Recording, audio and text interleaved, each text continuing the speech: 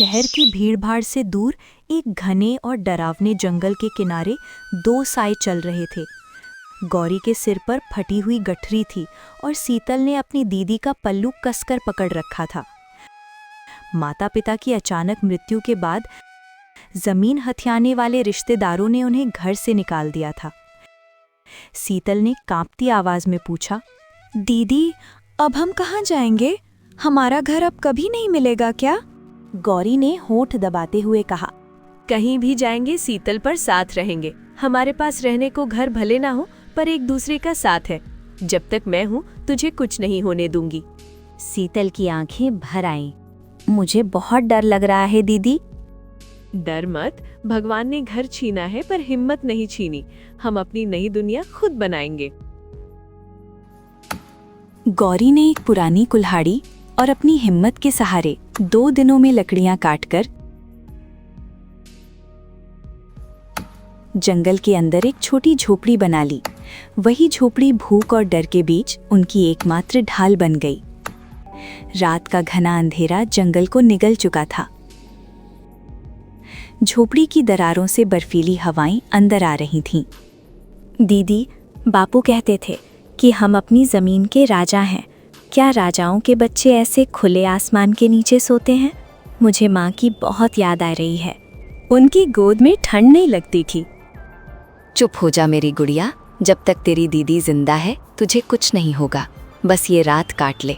कल मैं लकड़ियाँ बेचकर तेरे लिए एक पुराना कंबल और पेट भर खाना ले आऊंगी। बस हिम्मत मत हारना। पूरी रात शीतल रोती रही और गौरी उसे दिलासा देती रही। गौरी मन ही मन भगवान को याद कर बोली, हे भगवान, ये कैसी जिंदगी दे दी। इससे अच्छा तो एक ही बार में मार देते। गौरी की आंखों से आंसू चुपचाप बहते रहे।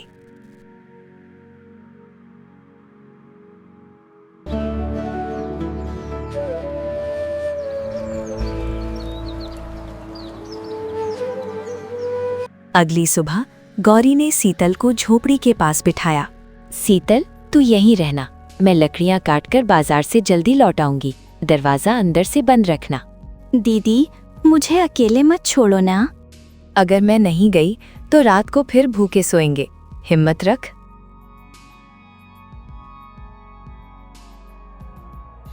गौरी कुल्हाड़ी लेकर जंगल के और भीतर चली गई।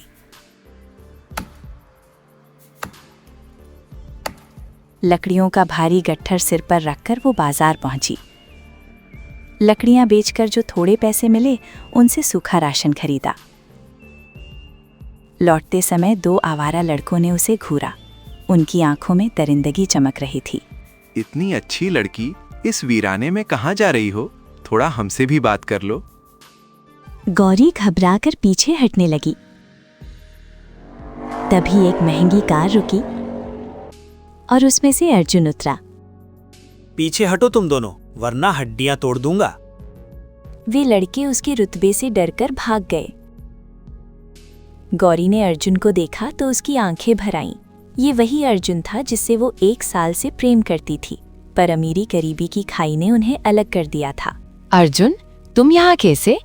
तुम्हें ढूंढते हुए गौरी। मेरे घर वाले हमारी शादी के खिलाफ हैं और मेरी शादी कहीं और तय कर रहे हैं। अगर आज नहीं भागे तो हम कभी साथ नहीं हो पाएंगे। लेकिन मेरी छोटी बहन, वो सिर्फ 12 साल की है। मेरे बिना टूट जाएगी।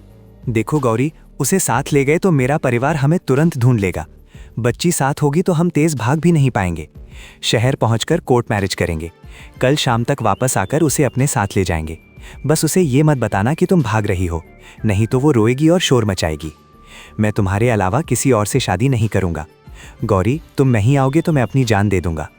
सीधी बात बताऊं, मैं शीतल को ढो ढो कर थक गई हूँ। हर चीज़ में यही जिम्मेदारी बनकर चिपकी रहती है। अब जिंदगी बदलने का मौका मिला है तो मैं इसे क्यों संभाले फिरूं? मैं तैयार हूँ। एक दिन की ही तो बात है, अकेली रह लेगी। दीदी, इतनी देर क्यों लगा दी? मैं बहुत डर गई थी। कुछ नहीं, काम ज्यादा था। ये देख, तेरे लिए गुड़ लाई हूँ।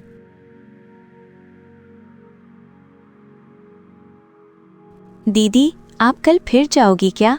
मुझे अकेले मत छोड़ना। जब मैं अकेली थी तो जंगल से अजीब अजीब आवाजें आ रही थीं। मैं बहुत डर गई थी। गौरी ने बिना आंखें मिलाए कहा। हाँ छोटी, कल सुबह बहुत दूर के जंगल में लकड़ी काटने जाना है। सूरज निकलने से पहले ही जाऊंगी। दोपहर की रोटी मैंने ढक कर रख दी है। दीदी, आप मुझे कभी छोड़कर तो नहीं जाओगी ना? नहीं मेरी प्यारी गुड़िया, मैं तुझे कभी छोड़कर नहीं जाऊंगी। दीदी, वादा करो कि कल जल्दी आऊंगी। हाँ, वादा।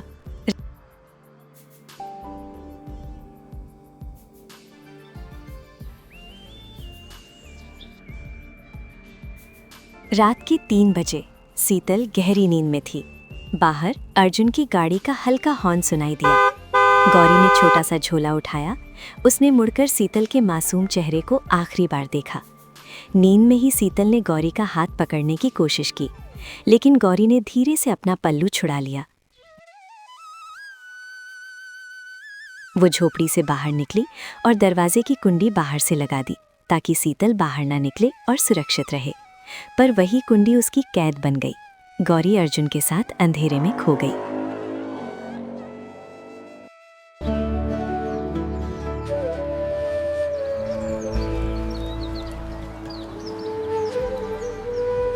सुबह के 10 बजे शीतल की नींद खुली। उसने आवाज लगाई, दीदी, ओ दीदी, कहाँ हो तुम? दरवाजे को धक्का दिया, पर वो बाहर से बंद था। दोपहर 2 बजे भूख से उसका बुरा हाल था।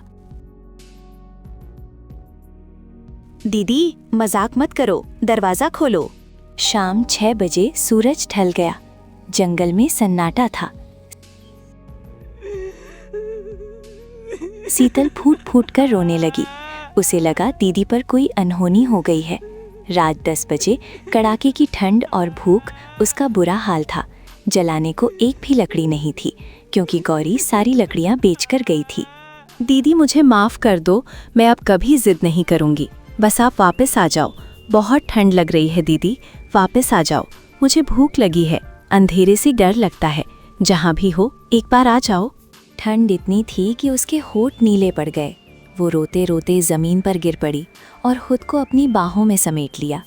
उसे विश्वास था कि दीदी आएगी, पर इस छोटी बच्ची को क्या पता था, गौरी उसे हमेशा के लिए मौत के बीच छोड़ गई थी। पूरी रात वो दीदी दीदी पुकारती रही, जब तक उसकी आवाज़ बैठ नहीं गई।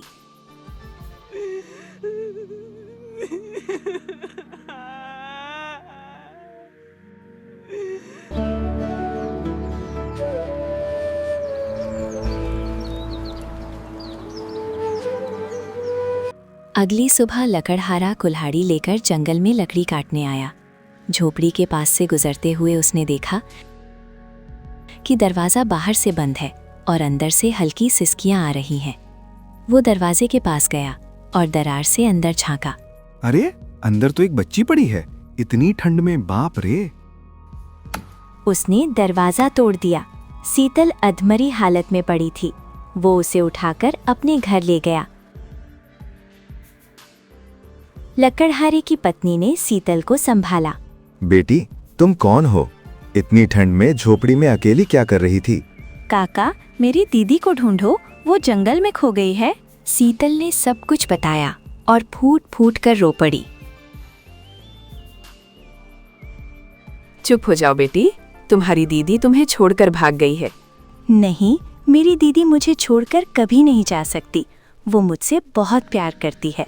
वो जरूर आएगी। उसे अब भी भरोसा था कि उसकी दीदी जरूर लौटेगी। बेटी, चिंता मत करो। दीदी नहीं है तो क्या हुआ, हम है ना। आज से तुम मेरी बेटी हो। उन्होंने प्यार से शीतल को अपनाया। उसे लगा कि उसे नया परिवार मिल गया है। लकड़हारे की एक बेटी भी थी, दीपिका। कुछ महीने बीत गए। शीतल और दीपिका में गहरी दोस्ती हो गई। लेकिन कुछ महीनों बाद सच्चाई सामने आई। लकड़हारा दरअसल बच्चों का सौदागर था। एक दिन उसने एक अजनबी से पैसे लिए और शीतल व दीपिका को उसके साथ भेज दिया।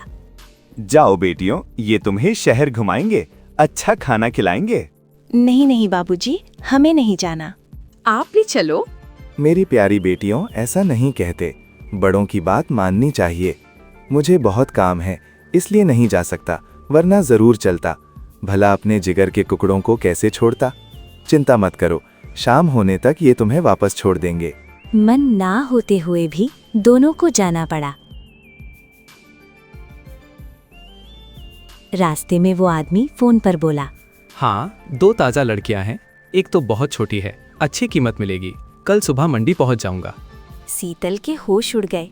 उसने धीरे से दीपिका को सब बताया।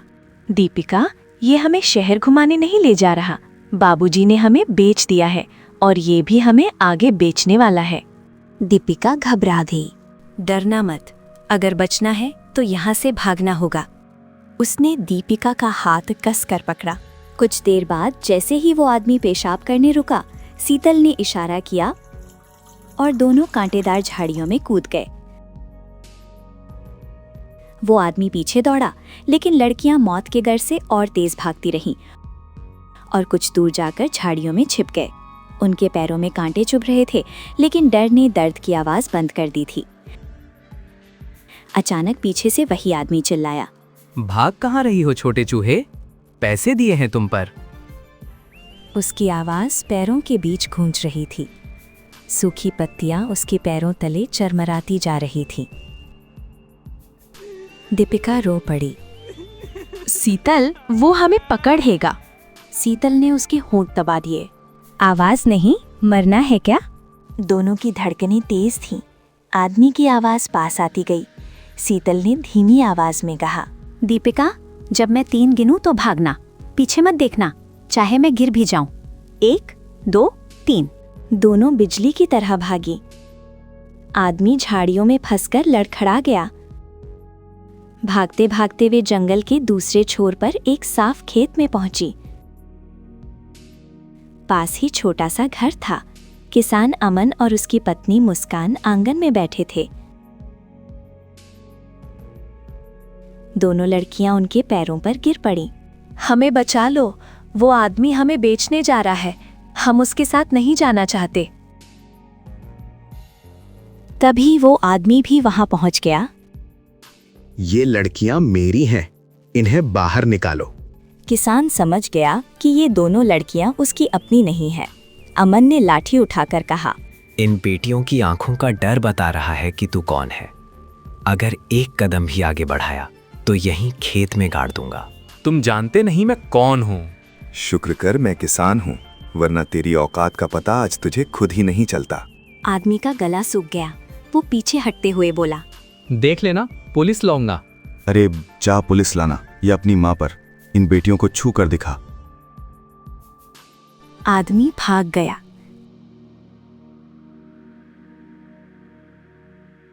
दीपिका ने पहली बार खुद को सच में सुरक्षित महसूस किया। शीतल ने मन ही मन कहा, शायद भगवान इसी रूप में आया है।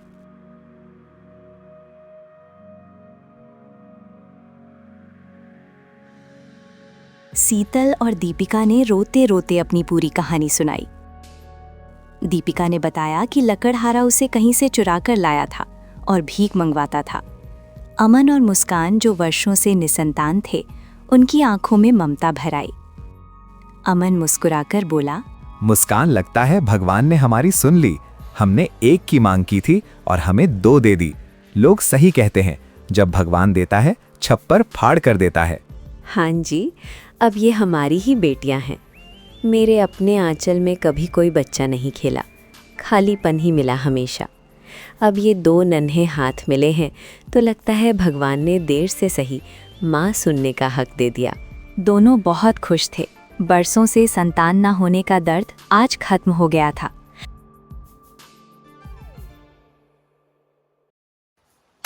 अमन ईमानदार और मेहनती किसान था।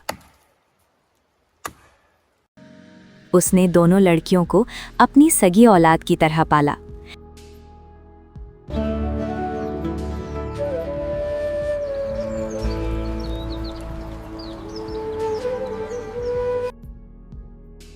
कई साल बीत गए। दोनों अब बड़ी हो चुकी थीं। शीतल घर की पूरी जिम्मेदारी संभालती थी। वो खुश थी, पर दीदी की याद आते ही उसकी आंखें भर आती थीं। अरे बेटी, पेट में चूहे दौड़ रहे हैं, जल्दी खाना दे। हाँ बाबूजी, अभी लाए। दीपिका खाना लेकर आई और अमन के सामने रखा। तभी शीतल भी वहां आई। बाबूजी, माँ की तबीयत थोड़ी ठीक नहीं है, मैंने दवा लाने को कहा था, लाए? हाँ बेटी लो, मैं तो भूल ही जाता, अच्छा याद दिला दिया। बाबूजी, मैं माँ के लिए रोटी बना देती हूँ। बुखार में चावल नहीं खाएंगी वरना बढ़ जाएगा। ठीक है बेटी। शीतल आंगन में चूल्हा जला रही थी। तभी दरवाजे पर आवाज आई। माई, एक रोटी दे दो, मेरा बच्चा 2 दिन से भूखा है। शीतल जल्दी से 2 रोटियां बनाकर बाहर आई। सामने फटे पुराने कपड़ों में एक औरत खड़ी थी। बाल बिखरे हुए, चेहरा जला सा और गोद में एक कमजोर बच्चा।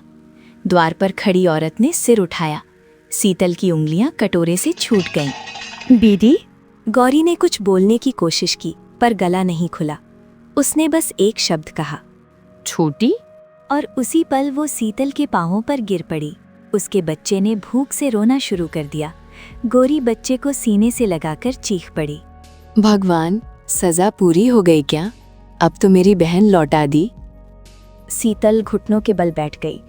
उसने दीदी की आंखों में देखते हुए रोते हुए कहा, तुम नहीं लौटी हो दीदी, तुम तो मेरे लिए हमेशा यही थी दिल में। अमन बाहर आया। वो समझ गया कि ये शीतल की दीदी गौरी है। अमन गुस्से में बोला, देख लिया शीतल, जो दूसरों का दिल तोड़ते हैं, किस्मत उनका घर तोड़ देती है। इसे यहाँ से निकालो। लेकिन शीतल गौरी को अंदर ले आई। गौरी कांपती आवाज में बोली, शीतल, जिस अर्जुन के लिए मैंने तुझे मौत के मुंह में छोड़ दिया, वो इंसान नहीं, शैतान था। उस रात वो मुझे शहर नहीं, एक सुनसान जगह पर ले गया। वहाँ वही दोनों लड़के थे जिनसे उसने मुझे बचाया था। सब मिलकर साजिश कर रहे थे।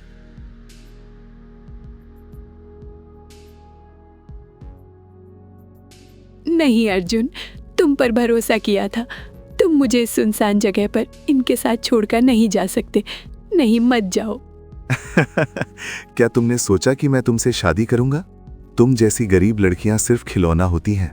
उसने मुझे उनके हवाले कर दिया और पैसे लेकर चला गया।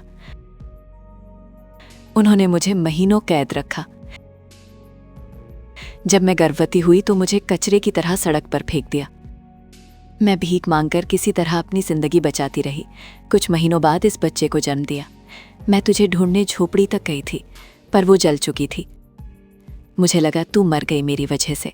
गौरी जोर जोर से रोने लगी। अमन और मुस्कान ये सुनकर सन्न रह गए।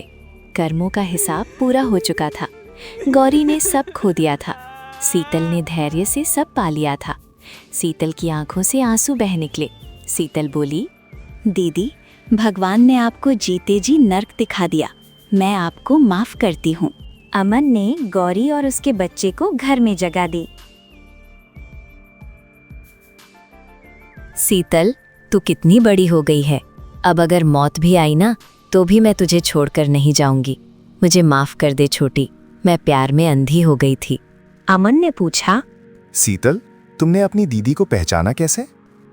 बाबूजी, जब हम छोटे थे तो पिताजी ने हमें एक एक लॉकेट दिया था। कहा था, ये तुम दोनों की पहचान है। वही लॉकेट आज भी दीदी के गले में है और मेरे गले में भी। गौरी अब अपनी बहन की छाया में अपने पापों का प्रायश्चित करने लगी। सीख, जो अपने अपनों को धोखा देकर सुख ढूंढते हैं, समय उन्हें सड़कों पर ला देता है, और जो सच्चाई और नेकी पर टिके रहते हैं, ईश्वर उनके लिए किसी न किसी रूप में रास्ता बना ही देता है। दोस्तों, अगर आपको हमारी कहानी अच्छी लगती है तो ऐसे ही लेटेस्ट कहानी के लिए हमारे चैनल को सब्सक्राइब करें।